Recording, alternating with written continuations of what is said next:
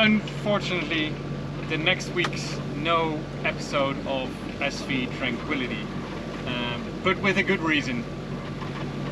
We are right now cruising to French Polynesia without any data. So for the coming weeks, we hope we have catched the wind and are cruising nicely with a nice average speed to our next destination. Hopefully with our parasailer or with our twin headsail setup.